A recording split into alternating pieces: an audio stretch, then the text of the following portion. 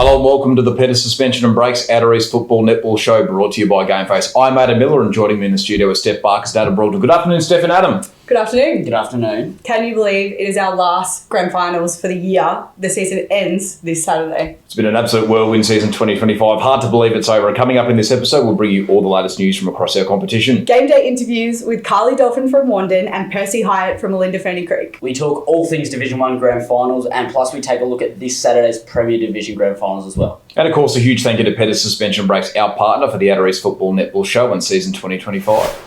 Well, coming up in our Better News segment this week, firstly, we'd like to congratulate our very own Kate Upton, who has been appointed as the assistant coach for the Melbourne Vixens in the Suncorp Super Netball. Kate is currently overseas coaching the Australian team in the Youth World Cup and will pick up her new role once she returns. So cool. Congratulations, Kate. Yep. We are currently taking expressions of interest for 2026 junior interleague coaches. So if you are interested in applying or have any questions, please see our social media or website for more details. Congratulations to Francis Nicol and Sam Price, who are our OEFN umpires who have been selected to officiate in the upcoming V-Line Cup tournament taking place from September 22nd to the 24th in Ballarat. And perhaps our biggest piece of news this week, boys. We have a 3-time Brisbane Premiership player attending our grand final brunch as a special guest. It is, of course, Chris Johnson. He has a very decorated AFL career, a 2-time All-Australian, a co-captain of the Lions, 3 international rules series appearances. He's a member of the Indigenous Team of the Century and has been a Rising Star nominee in addition to his premiership success. So he's a current member of the Brisbane Lions board, and with Indigenous player numbers declining across the AFL, is advocating for the AFL to remodel the next generation academy system to have a national approach to Indigenous recruitment. So he's still involved in footy. He's doing a lot in that space at the moment, and we can't wait to hear from him on Saturday. All right, last finals fever segment of the year, which is crazy. Yeah. But before we get into chat about last weekend and what's coming up this weekend, let's take a look at a grand final promo. The final siren of season 2025 is about to sound. In the football, Wandin has been a juggernaut. Just one loss all season. Fast, fierce, and stacked with firepower. They've dominated from round 1.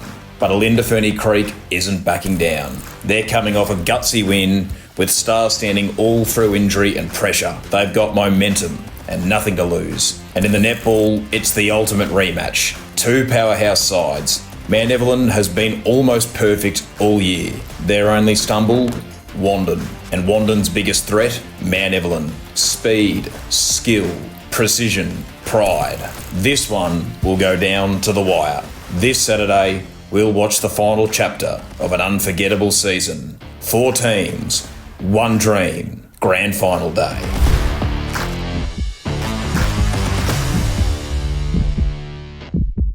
All right, well, boys, obviously a massive day on Saturday, a long day, but a great day. Give me your overall thoughts on the day as a whole. Had some good games, couple of maybe slightly more one-sided ones, but the weather held up pretty well. It was pretty cloudy and overcast, but it wasn't too cold. There wasn't a lot of rain, so pretty good day. As you mentioned, long day, but we saw some cracking games, in particular the C-grade netball and the senior footy. What a finish. Yeah, absolutely. It was great to see quite so many of the sides put in all their effort, but there were certainly a few games that stuck out in particular, and like you just said, that senior footy game was one of the better games that we've seen all year, especially between Warburton, Millgrove and Seville.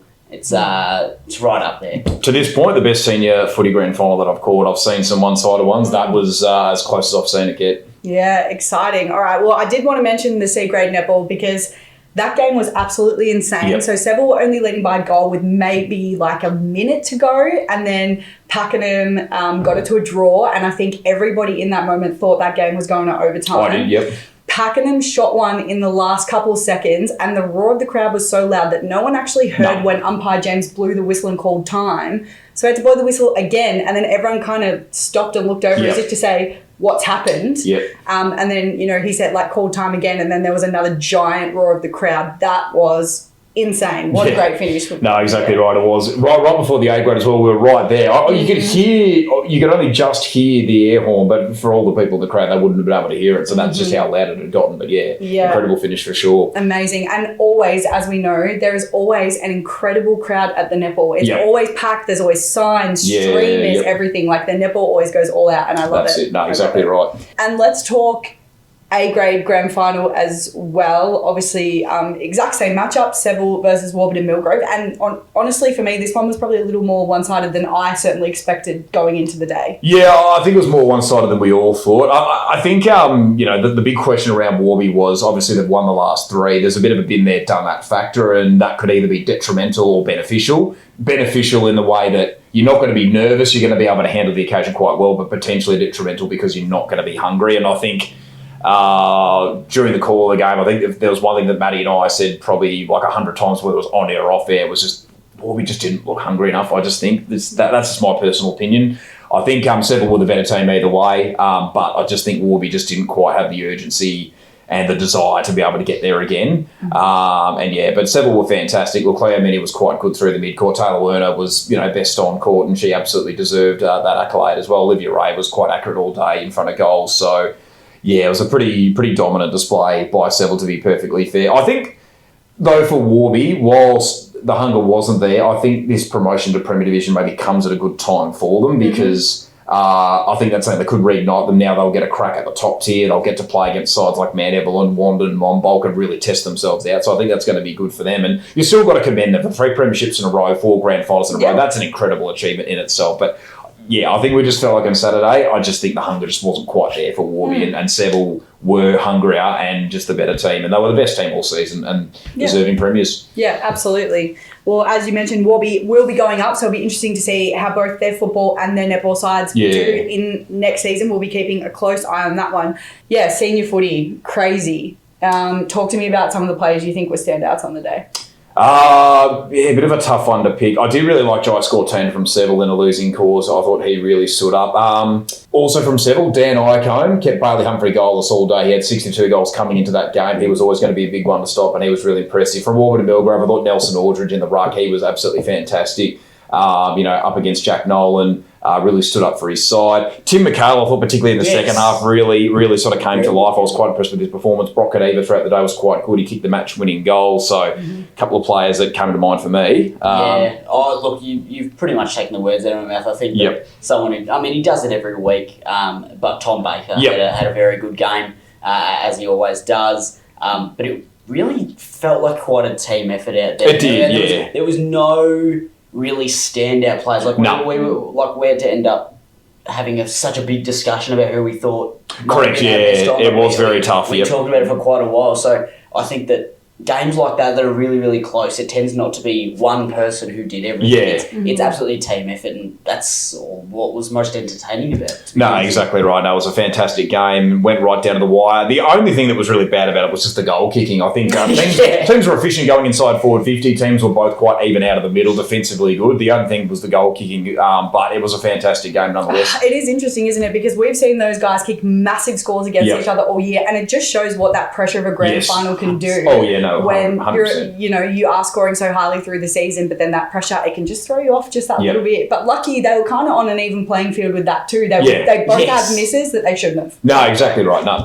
you're spot on. All right, well, let's quickly also review the prelims from Sunday as well. Olinda and Woori. This game, a bit more one-sided than we thought it was going to be perfectly fair. The big difference was the third quarter because there was a strong breeze going towards, I guess you'd say, the cockatoo end of the ground, and Woori used it quite to their advantage in the first quarter. They kicked 5 goals to 2, had a 3-goal margin at quarter time, and then Olinda Ferny really used it quite well in the second quarter. To be able to get themselves back on an even playing field. But then Olinda kicked 5 goals to 1 in the third quarter against that breeze, and that was always just going to make it so hard for Woori to be able to come back. Yeah, absolutely. And that was always going to be the thing that we mentioned at half time, at three-quarter time. It was always going to be who can play well in this third quarter, especially against the breeze. And it was Matt Sharonberg. Yep. He kicked 4 of his 5 in the third quarter, and they were all against the wind, and you could see that he was aiming about 20 foot left of the goalpost. Just about the behind post, I'd swinging say. them in. The behind post, to be honest, and it's just swinging them in because that's how strong the wind was up that end of the ground. So, absolutely, the wind was used to the advantage of Olinda Ferny Creek in that quarter, and they just stifled Worry in that third. No, they most certainly did. That was definitely the difference in the game. Matt Scharenberg was incredible as well. He played backline the first quarter, went forward after quarter time, kicked 5 goals on pretty much one leg. It was an incredible performance, and he was just so crucial. Taylor Gibson was looking like he was going to kick the 100 goals. He had 4 goals to quarter time, but then Paddy Seymour kept him pretty quiet after that, and he kicked the 1 more goal for the rest of the game. So he was quite good after quarter time, Paddy Seymour. Percy Hyett was fantastic getting through the middle. He's had such a great final series as well. So, Olinda Ferny Creek certainly will take a lot of confidence from that performance because we're a really good footy side. To beat them by 40 points is not an easy thing to do. Absolutely. And then we go over to the netball, which was Wandin and Monbulk, which, to be honest, it probably ended up how we thought that game. Yeah, look, Wandin have owned that matchup all year. Monbulk are a really good side. I've asked a few of the Wandin players through interviews, like, what is it about that matchup? But it was actually when I was commentating with Maddie George on Saturday. I think she summed it up quite perfectly. They just don't have someone who can match Amalia Blake for height. And I focused on that during the game. And Paige Whitworth, I think, often got herself in a good position. Paige Whitworth is a great defender, but often, the Wanda mid-quarters, Carly Golf and Maddie Wallmeyer just knew put the ball up and Amalia can still get the ball from behind. That's just why she's so incredible. She's got 917 goals this season for a reason. She's been one of the best goal shooters in our competition for a long time because of that. But look, again, I thought Ruby Tid matched up really well on Perry Reid. Like, Perry still had a pretty solid game, but that's also been another crucial one, is that Ruby kind of has that ability to be able to nullify Perry a bit where Paige probably can't do that with Amalia.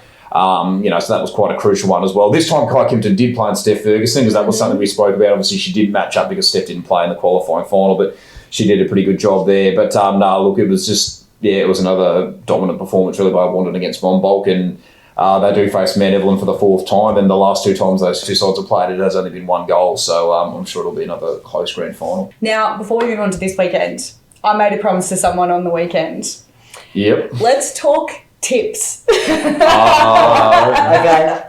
Yeah, all right. So I got 4 out of 4, and I was also the only one to tip Warby for the senior men's to win. Yep. Now, we had a conversation with co-captain Nelson Aldridge after the game, who, Aidan, was not very happy with you that you tipped against Warby for majority of the final series and the grand final. No. He was not happy at all. So, I don't know, do you want to give an apology to Nels while you've got the chance? Or I'm actually not going to apologise, Nels, because I have often been mozzing teams all year, so you can thank me for mozzing several and allowing you guys to win the grand final is what I will say. Oh my God.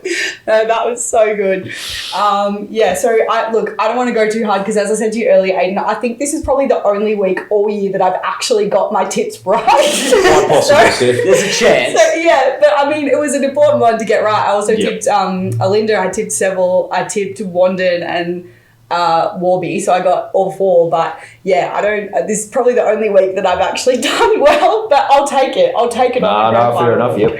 All right. There you go, Nels, that's for you. All right, let's move on now to grand finals this Saturday. If we take a look at the fixture, Mount Ev in 6, Officer/Rock in 4, Wandin in 3, Upway in 1, Olinda Ferny Creek in 1, and Monbulk in 1. But Aidan, give us a preview of the A grade. Okay, we'll take a look at the A grade netball. So the last time these 2 sides played was in the semi-final just a couple of weeks ago. Mount Evelyn won that game by 1 goal, 40-39. They actually came from behind from 3/4 time to be able to win that game. So that's 2 games in a row now that these 2 sides have played in a 1-goal thriller. The ledger currently stands at 2-1, the way of Mount Evelyn. And I'm told as well this is their 5th grand final meeting, the first since 2012.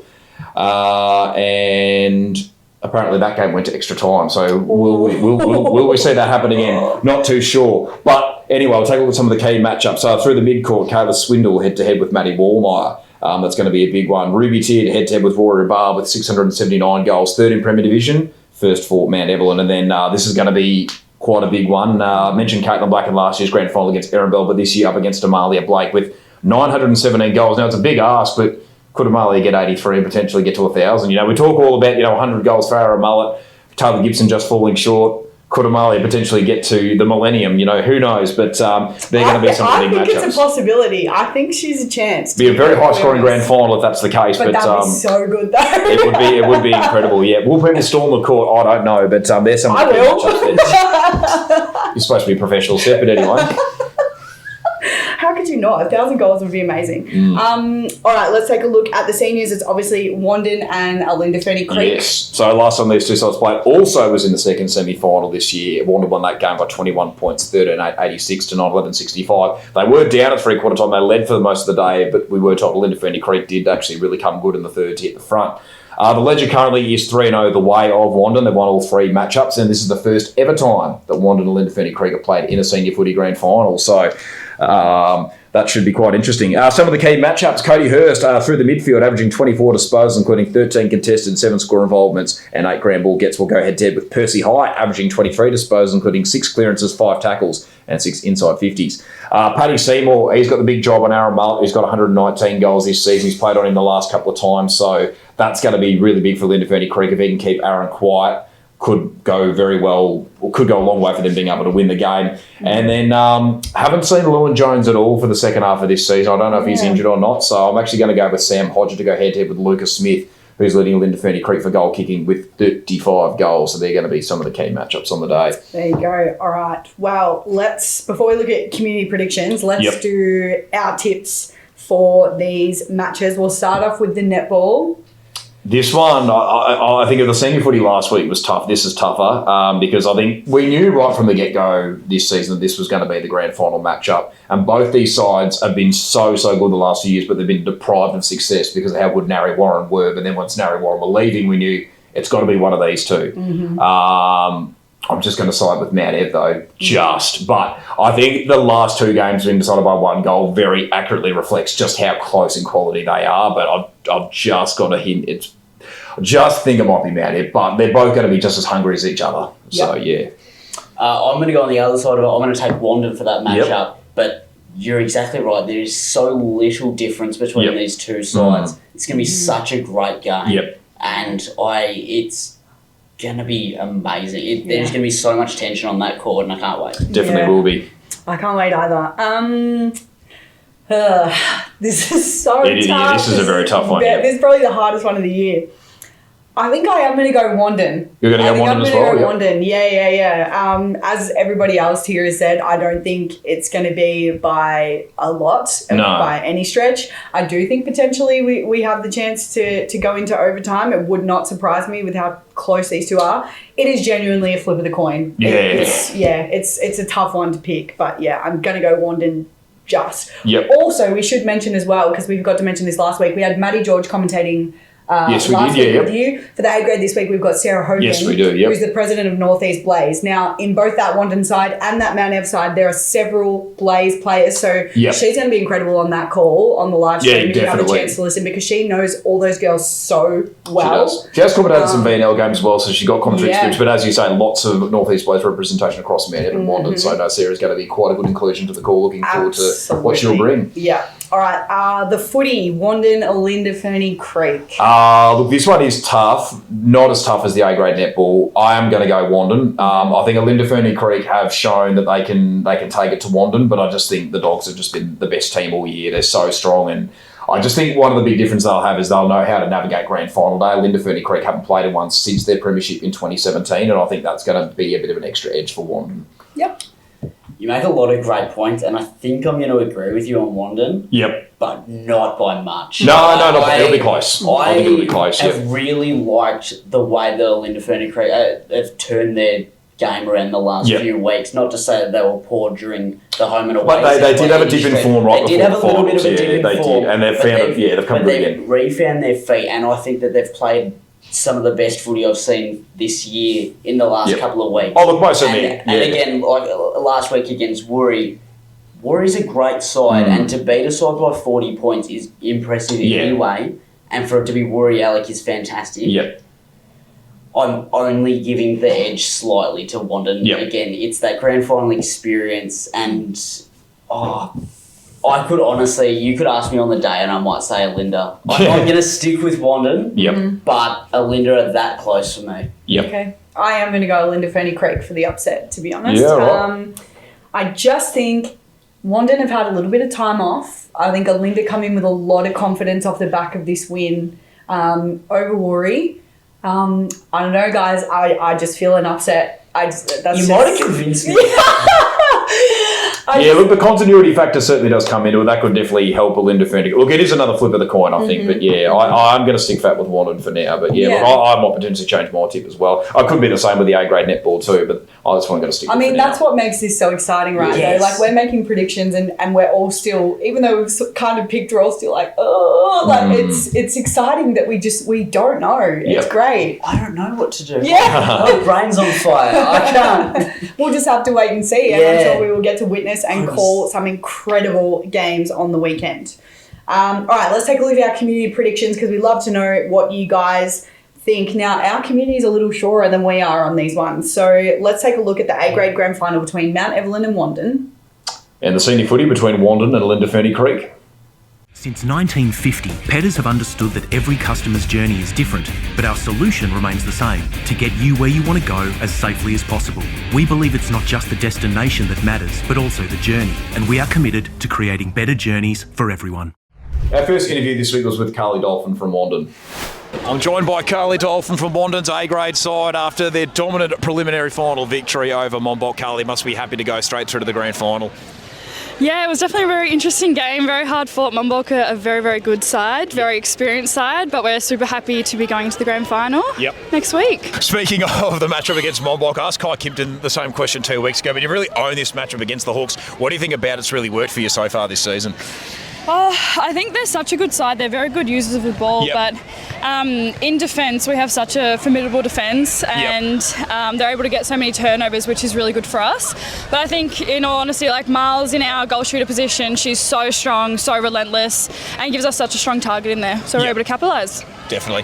How'd you go about negating the win today? Because it has really picked up and just gotten worse as the game's progressed, but you managed to handle it pretty well, it looked like. Yeah, no, we learned from last week. Last week we did a few too many long passes that the wind carried, so we just tried to play a much shorter, chippy game to eliminate that.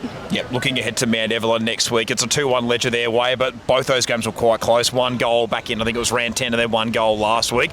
What are you going to take from the learnings of last week to maybe get you the better result next week? Yeah, I think that they've got 2. We've had 1 win against them so far, so it's a very, very even competition. They have such very, very smart players, so playing our game, not getting sucked into the pressure, not getting sucked into umpiring calls or anything like that, just playing our game. Working together. Obviously no secret as well with Mount Evelyn and Wandin, a lot of Northeast players representation. How's it going to be going up against a lot of players that you do play with throughout the season? Oh, we love it. There's no hard feelings. We just go hard when we're on the court and love each other off the court. So we all know how each other play, which is good and bad, but we're really excited to get into it. Given how close you've been the last couple of years, how hungry are the girls to make 2025 the year? This is our year, I can feel it. No, we've been pushing for this for probably 3-4 years now. So we're hoping to get over the line this year. Carly, thank you so much for joining us and good luck for next week. Thanks for having me. Our second interview this week will be Percy Hyett from Olinda Ferny Creek. We're joined by Percy Hyett from Olinda Ferny Creek senior footy side after their preliminary final win over Warri. Percy must be stoked going through to the grand final. Yeah, mate. Unreal. So proud of us, mate. Awesome win. It's been a real build-up over the last couple of seasons, mate, because you missed out in 2023. It was a bit of an injury-struck season that year, out in the second week. What do you think's brought about the improvement this year to get you through to the grand final? I think just another year of playing with each other, just building that cohesion. That's all it is. We've played together for a while now, and we love our coach, a great man, and just the cohesion. Good group of boys. That's what it is, I think. One of the big stories today, mate, was Matt Scharenberg coming in. Obviously had the big knee injury and played him forward. Was that always going to be the plan to play him this week, or was there maybe talk to maybe try and save him for next week? I think we had to play him this week. Close game last time against Warri, so had to put all our chips in today, and it paid off. There we go. And he started in the back line and then moved into the forward line. Was that what was spoken about at quarter time that decided to bring about that change? I think the wind, because the wind was blowing that way. We needed him where the wind was blowing, and he just stayed there. And when he started kicking a few goals, we leave him there. You've really found some good form yourself as well, mate, throughout the final series. How have you found just handling the pressure of the big occasions? It's difficult. I think just preparation and playing selflessly to start the game, and then working in working into your own, I think, helps me, yeah. What were some of the messages coming into today's game? Just stick to the process. Stick to the process of what makes us tick. Bloods footy. Yep. Looking ahead to Wandin next week, mate. Played them 3 times this season now. Haven't quite got one over them, but you've made it pretty close the last couple of times. Do you feel like you've got a bit of a blueprint on what you need to do? Yeah, we back ourselves in. Yeah, we got a good chance. Yep. Yeah. Thank you so much for joining us, mate, and good luck for next week. Thanks, mate. Appreciate it. Well, before we wrap up this week's show, we did just want to give you a little preview into next week. We want everyone tuning in next week because not only are we going to be reviewing the Premier Division Grand Finals, guys, but we are going to make some predictions on who we think is going to be our league best and fairest. So start thinking because I'm going to ask you next week who's going to be our winners. Well, that pretty much wraps up all there is to talk about on the Pedders Suspension and Breaks Outer East Football Netball Show. Remember, if there's anything you'd like to see in the show, make sure you leave a comment down below. Steph and Adam, thank you very much for joining me in the studio. No worries. Thank you very much. For all the viewers out there, don't forget to get your game face on.